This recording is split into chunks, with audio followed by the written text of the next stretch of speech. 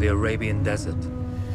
A vast ocean of drifting sands and scorched, sun-baked rocks. Beneath these endless dunes, oil, the lifeblood of our new mechanical century. For more than 400 years, the Ottoman Empire has ruled these lands, controlling all that's to be found here. But the Ottomans do not rule unopposed. Small bands of Bedouin rebels have united to overthrow the empire. They strike without warning and then vanish into the desert. Fighting alongside them is a lone British officer whose exploits have earned him wide renown. The world has taken to calling this man Lawrence of Arabia. In the desert, you rely on good planning, but you also hope for a dash of luck. And luck was with us when we learned of a recently derailed Ottoman train carrying a most interesting piece of cargo.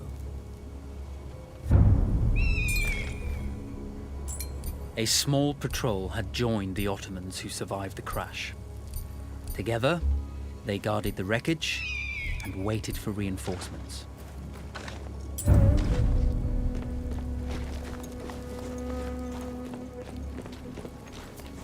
A lone fighter has just one advantage over a large enemy force. A lone fighter can move unseen.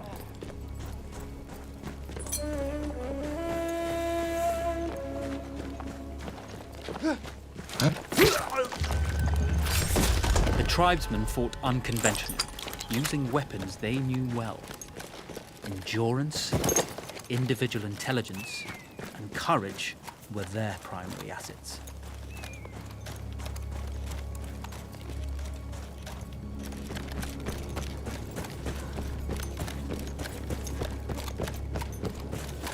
When your enemy has better weapons and better equipment than you, steal from your enemy.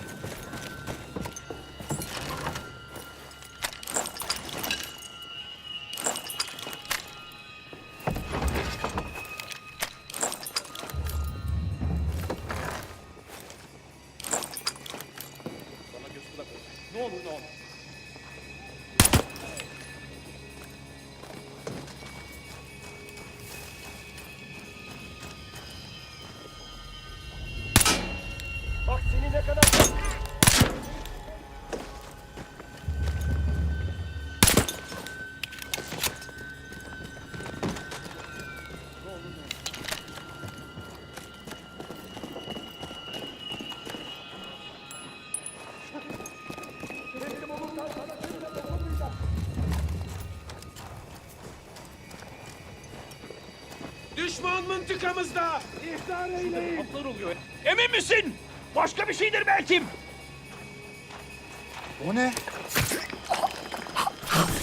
There's a world of difference between seeing something and having it in your own two hands.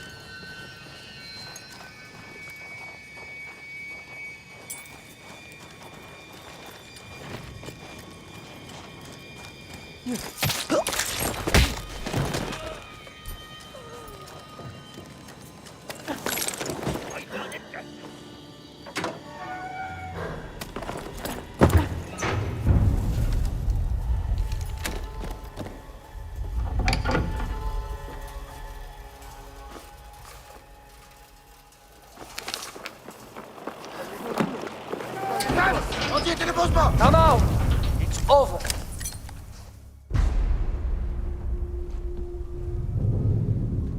Well, you did not think we would be fast enough to catch you here, did you? Lawrence of Arabia.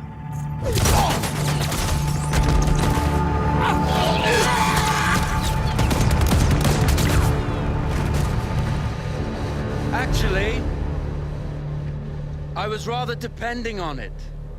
Lawrence. Well, this is very clever. Now the hunter becomes the hunted. So who might you be? How enchanting you are, my dear. I'll show you enchanting. If it weren't for you, I'd be free. Free, is it? You'll be free when you're dead. And I'm happy to tell you, the Empire intends to grant you all this freedom very soon. Even now, an engine of destruction scours this desert, obliterating your allies, your families, your homes. Soon there will be nowhere to run. Nowhere to hide. Soon all that you know, and all that you love, will be ashes. You will all be free to die. Oh. Ah, you animal! Zara! Oh. Now I understand that you would like nothing more than to strip the flesh from that man's feet and send him off into the desert naked to die. But think about it. You're right. I'm sorry. My friend here, she can be a little brusque. You're going to tell me how to lie to your train, so we can lure it into a trap and destroy it. Impossible. To even begin to talk to that train, you would need an entire book of communication codes. Oh, like this one, you mean? You can never stop the progress of machines. One day, the whole world will take your lands and the precious black gold beneath its sands.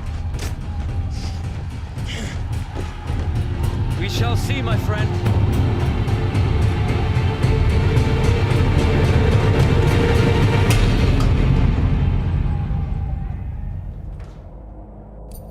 Of course, obtaining the codebook was not enough. To destroy this Iron Dragon, this Canavar, as the Ottomans had named it, we had to send it 3 encrypted messages telling it to stand down. There were Ottoman outposts scattered along the railroad tracks. The commanders there carried high-priority message capsules. We had to use those to send our orders. Infiltrating the village wouldn't be easy. A full detachment of Ottoman soldiers had occupied it. The Ottomans had chosen an isolated location for their desert outpost. It seemed lightly defended. It was also well stocked with arms and equipment. The ancient ruins were all that remained of a civilization now lost to time. The Ottoman Empire brought in the modern world with a host of armored vehicles and field guns. 3 commanders to eliminate, 3 personal message capsules to be stolen, and then sent with our false orders. How Zara tackled this dangerous and audacious mission was up to her. The Bedouin treasured their horses, and in return, those animals granted their riders unparalleled speed and mobility.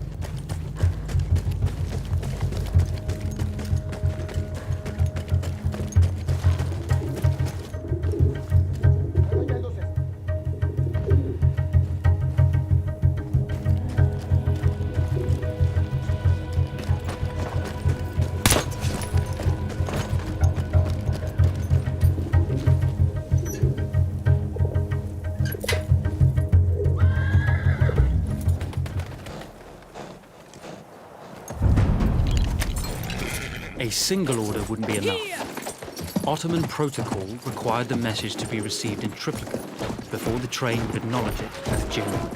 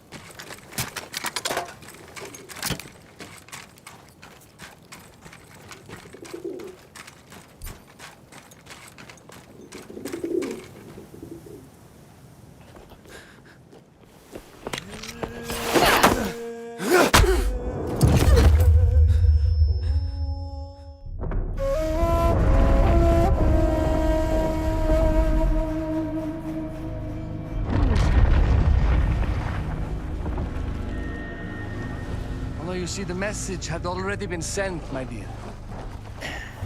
No, not the message you would have wanted. Lawrence was such a good host. It almost seemed rude to escape. I made sure to note the location of Lawrence's camp, of course. Which means the train knows too. Twice, you told that train everything was clear. But I told it exactly where to attack.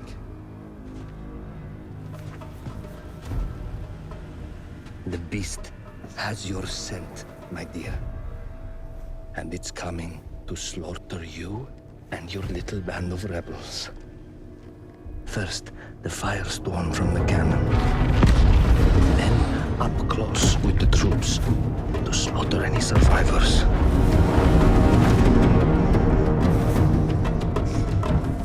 The legend of Lawrence of Arabia dies tonight.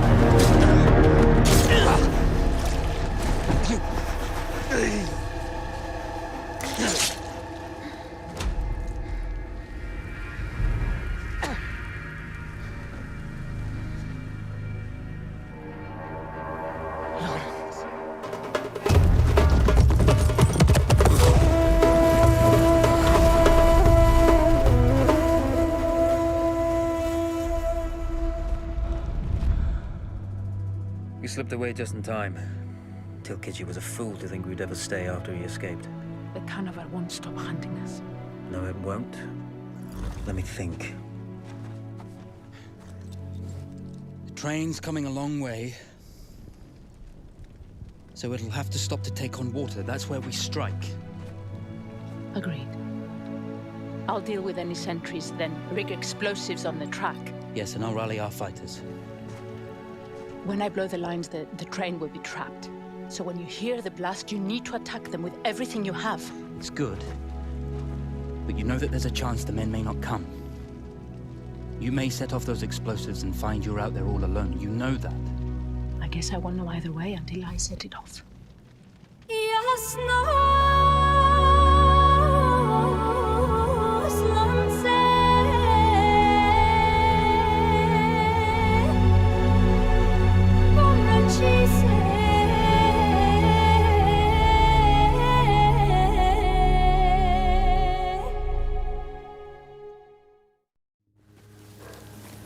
Man makes plans, and God laughs. As it turned out, the small town where we would ambush the train had a significant enemy presence. Those troops would have to be dealt with before the explosives could be set.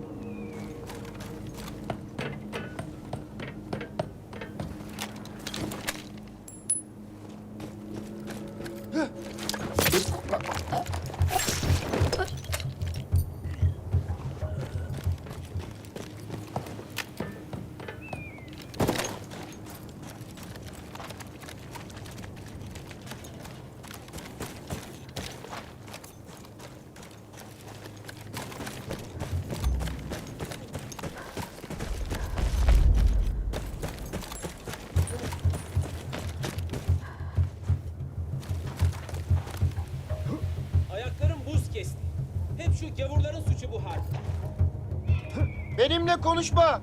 Bir cenabetlik var sende. Yapma ya. Emin değilim. Bir şeyler var sandım. Siktir be.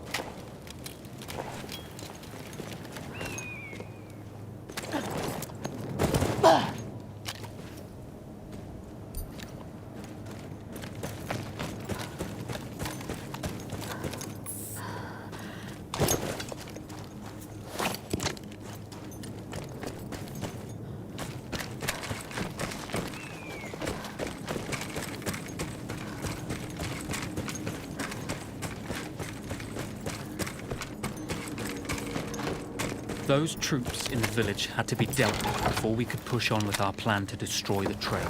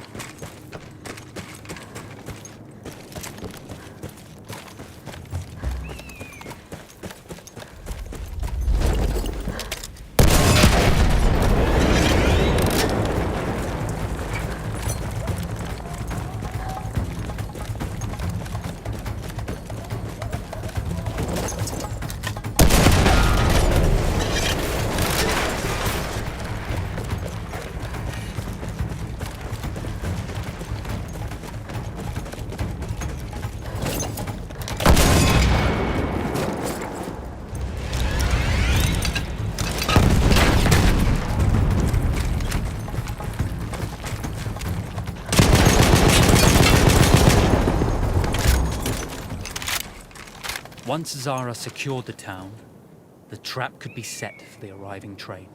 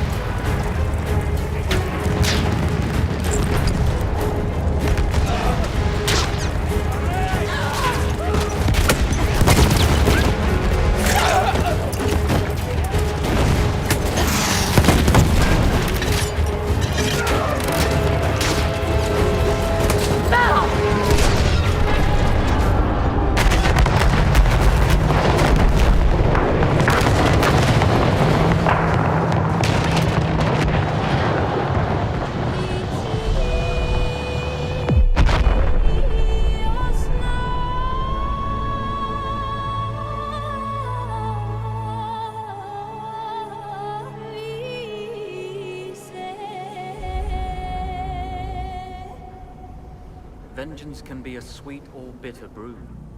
How did you find it, Zara?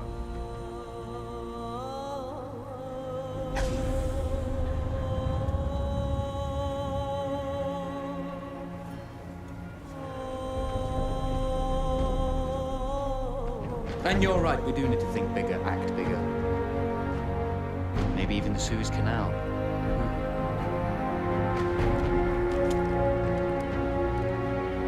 Tell me, what do you know about battleships?